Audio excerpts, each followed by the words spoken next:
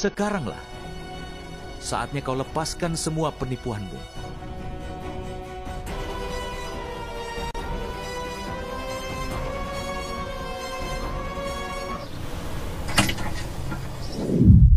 Assalamualaikum warahmatullahi wabarakatuh. Kembali lagi di channel saya, Sukron TV.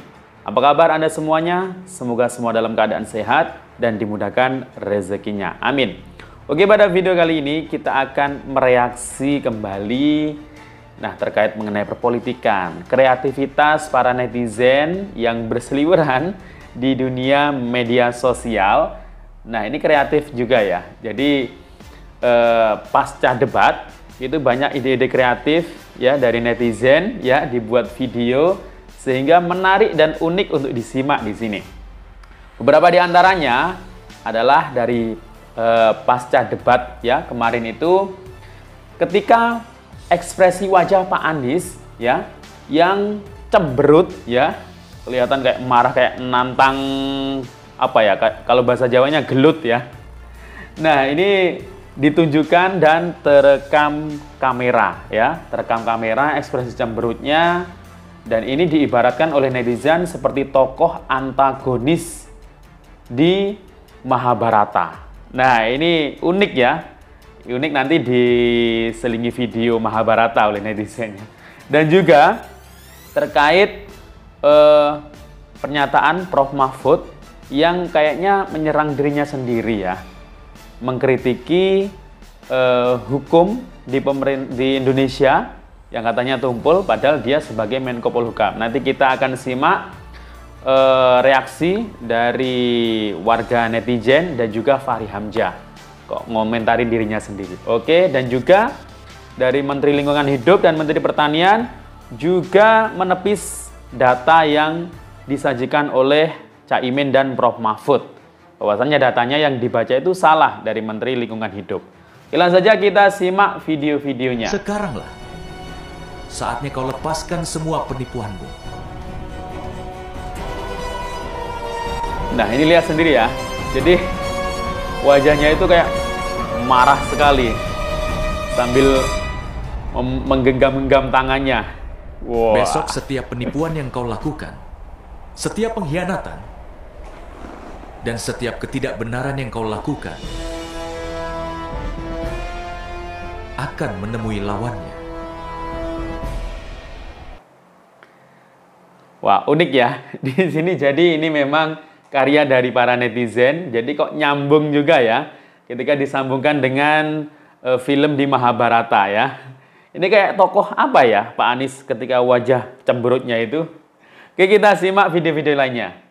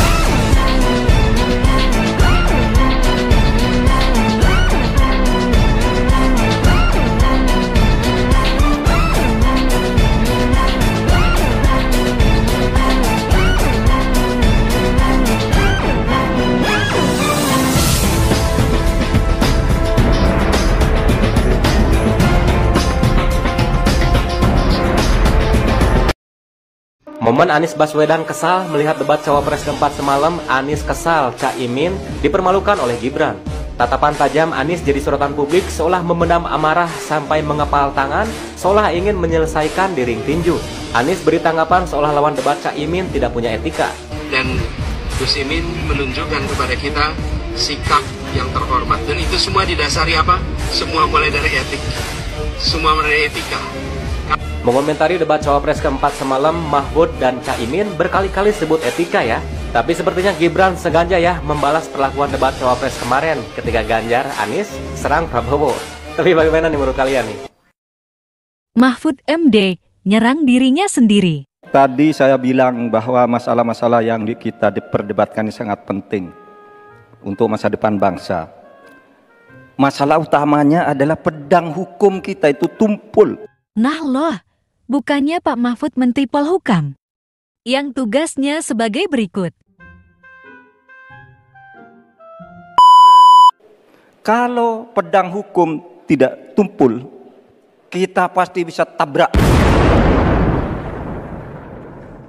habis-habisan. Program pembangunan akan berjalan dengan baik.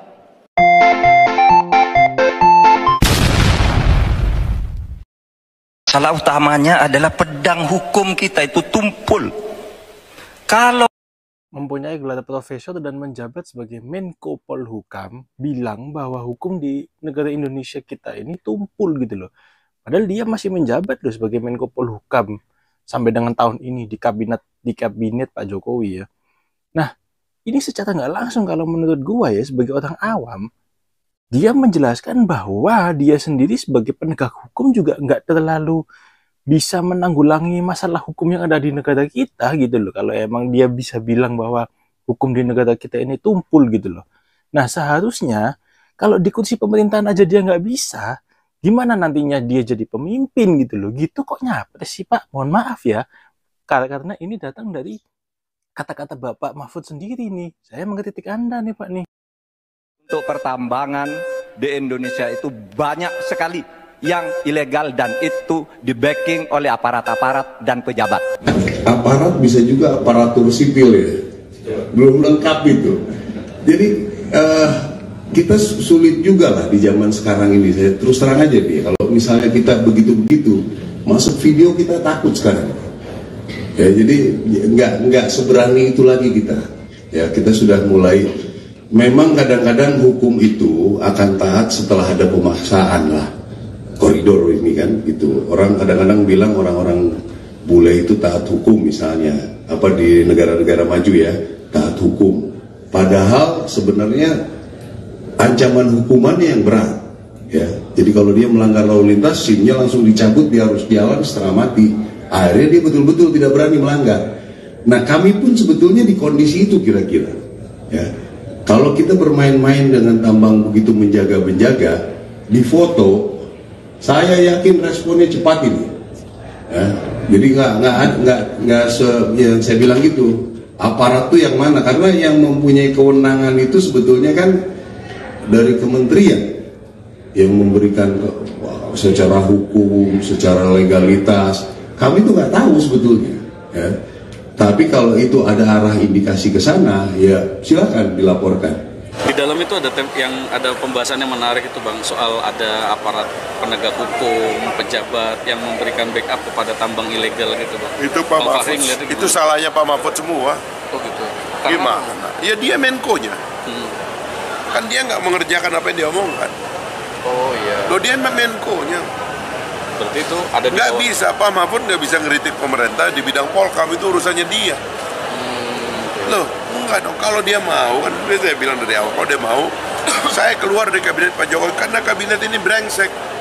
Saya mau menegakkan hukum, tapi saya dihambat oleh Presiden, ngomong gitu dong. Oh iya. Oh, lihat dong, kan kalau mau identitas kelamin jelas kan mesti begitu cara. Tapi selama ini enggak, dia masih nikmati itu juga di dalam. Persoalan utama kita saat ini adalah lemahnya penegakan hukum. Teman-teman, saya ingin ingatkan kepada teman-teman semua bahwa hari ini Pak Mahfud MD adalah Menteri Koordinator Bidang Politik, Hukum, dan Keamanan. Tetapi di dalam acara tersebut, beliau mengungkapkan kegagalan-kegagalan, kesalahan-kesalahan dalam penegakan hukum hari ini. Saya mau bertanya, ini tugas siapa Pak? Di dalam lingkup penegakan hukum eksekutif, Anda punya kekuasaan yang tertinggi. Di atas Anda tinggal Presiden. Pak Mahfud, Anda diberikan kesempatan oleh Presiden untuk membenahi politik dan hukum. Tetapi sepertinya kegagalan itu Anda kemudian lemparkan kepada Presiden. Saya mau mengatakan begini Pak, memang mengerikan sekali kalau kita sudah terambisi, kekuasaan itu sangat berbahaya sekali. Mahfud MD di Skatmat. Bu Siti, Menteri LHK. Soal deforestasi. Mengatakan bahwa data itu salah. Saya bisa kasih tahu data yang sebenarnya. Kalau datanya, kalau diambil dari 2013, Maka pada tahun 2013 itu deforestasi kita tuh 730.000 setahun, 730.000 ya. Kemudian hektar.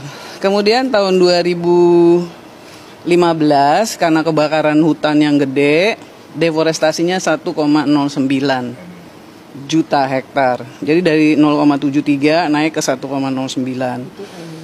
Itu karena El Nino besar di 2015. Kemudian di tahun 2016 turun jadi 630.000, terus 2017-nya turun lagi jadi 480.000, 18-nya jadi 440.000, dan memang pada tahun 2019 ada El Nino lagi, tidak sebesar 2015. Maka dia deforestasinya menjadi 460.000. Sekarang di 2022 kita hanya 104.000. Bagaimana bisa jumlahnya 10 tahun 12 juta? Gak apa-apa S1 pilih Prabowo, yang penting tidak pilih angin. Rugi dong, yang bener aja. Rugi dong, yang bener aja. Rugi dong, yang bener aja. Receh, jadi tidak perlu dijawab. Gibran hanya melakukan tebak-tebakan tapi yang menjebak. Ini ucapan dari Profesor Mahfud MD. Menurut aku, secara akademis, apabila seorang profesor ini mendapatkan pertanyaan yang receh, seharusnya seorang profesor ini bisa menjawab. Contohnya kita ada di bangku kuliah, mendapatkan pertanyaan 1 ditambah 1, 2 tambah 1. Ini kan menurut kita receh, tapi kita bisa menjawab. Dan ini bukan tebak-tebakan. Kalau pertanyaan tebak-tebakan itu gini, bentuknya panjang, keras, ujungnya ada bulunya. Terus kalau dikeluar masukin, keluarlah putih-putihnya. Tebak, apa ini, hayo? Oh, ini salah, itu salah. Jawabannya adalah sikat gigi. Ini tebak-tebakan yang menjebak. Apa yang dilakukan Gibran semalam? Itu tidak ada pertanyaan tebak-tebakan seperti ini. Pak Mahfud berbicara tentang hukum yang tumpul. Padahal yang menjabat sebagai Menteri Menko Polhukam saat ini adalah Pak Mahfud. Kalau presiden menghalangi langkah Pak Mahfud, seharusnya Pak Mahfud harusnya pergi dari pemerintahan sudah dari dulu. Kenapa sampai detik ini masih berada di dalam pemerintahan? Itu pertanyaannya. Pak Mahfud saat debat semalam malah menyerang dari apa yang telah dikerjakan oleh Pak Jokowi. Ini kan lucu. Pak Mahfud sudah ada di dalam pemerintahan, seharusnya tahu apa yang terjadi. Kenapa pemerintah mengambil langkah ini? Terus yang lebih lucu lagi adalah Muhaimin berbicara tentang etik dan ijazah palsu. Kan lucu lagi. Dia nggak berkaca dan dia tidak melihat apakah pasangannya Anies Baswedan memiliki etik. Tidak ada etiknya sama sekali. Saat debat capres ketiga, Anies malah menyerang pribadi, menjatuhkan Bapak Prabowo. Apakah itu punya etik? Giliran anak muda yang berbicara dibilang tidak punya etik lah ini. Hei Bambang, jangan seenaknya sendiri, jangan sok jadi akademis. Ya. Terus bicara tentang ijazah palsu. Apakah ada materi tentang ijazah palsu ini? Kan lucu. Seorang cawapres kok membahas menyeleweng ke sana ke sini. Mau jadi apa Indonesia kalau perubahan? Berubah jadi babak belur atau berantakan? Hah? Salam all in 02 Prabowo Gibran. Yang dulu-dulu Pak Prabowo dibully, diajar 2 orang, tidak ada yang ngomong etika. Sekarang yang tua baper sama anak kecil.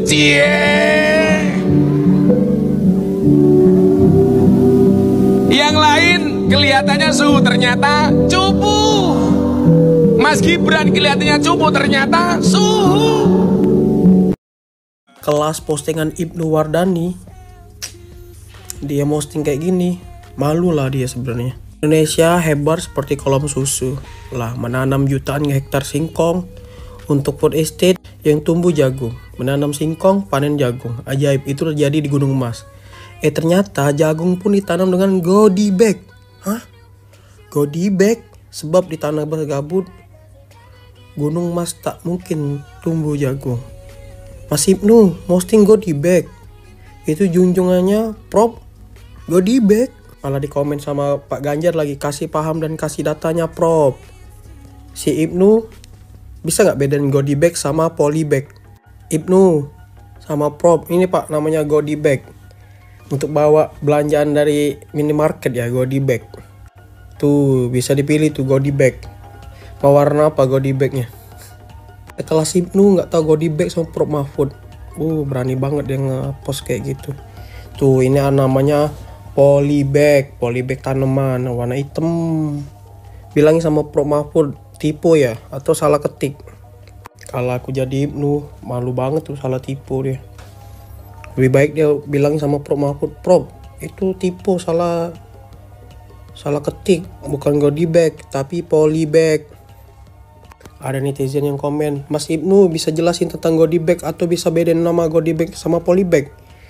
Prof satu ini emang di luar nalar. Godi bag nggak tuh? Godi bag. Udah bikin replay 2023 teman-teman sama tim SES 03. Ini berani ngepost soal godi bag atau polybag.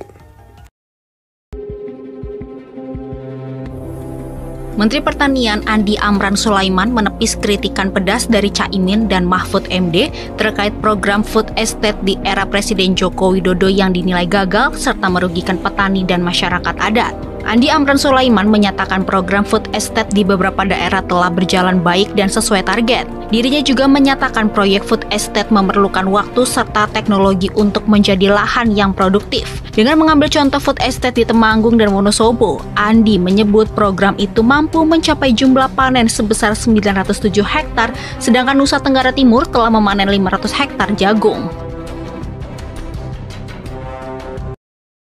Hina blimbing sayur, tak taunya anggur super. Dicelap longa-plongo, tak taunya bikin melongo. Diejek-ejek ke Samsul, tak taunya paling mantul. Diolok-olok ke cupu, tak taunya suhu. Gibran semuda itu beradu dengan Mahfud. Debat-debat sebelumnya Pak Prabowo direndahkan sama 01, 03. Dinilai dengan angka 5 dan 11 dari 100. Tidak ada tuh yang koar-koar etika, tata krama, sopan santun. Giliran sekarang Mas Gibran ditanyakan etikanya lah, tata kramanya lah, sopan santunnya lah. Situ sehat. Dulu Bung Karno bilang, berikan aku 10 pemuda, maka aku akan goncangkan dunia. Tapi ini Pak Prabowo baru dikasih 1 Mas Gibran, sudah mengguncang se-Indonesia. Ayolah pada move on. Kalian nih ya menjelek-jelekkan Pak Prabowo dan Mas Gibran sebenarnya bukan tidak mengakui kualitasnya, tapi karena kalian takut kalah. Capresnya direndahkan, wapresnya yang mengulti. Ultinya benar-benar sangat OP pokoknya. Serangannya sampai menusuk ke jantung pertahanan lawan. Pokoknya ngambeknya sampai dibawa ke rumah, giliran sampai rumah update status. Siapa tuh? Oke, itu dia tadi komentar dan kreativitas para netizen dengan video-video dan komentar-komentarnya pasca mengomentari acara debat yang kemarin itu, yakni debat Cawapres ya, di mana Mas Gibran ini kayaknya menjadi tokoh bintangnya yang katanya dikira cupu ternyata suhu ya. Oke, silakan nilai sendiri. Demikian dari saya. Assalamualaikum warahmatullahi wabarakatuh.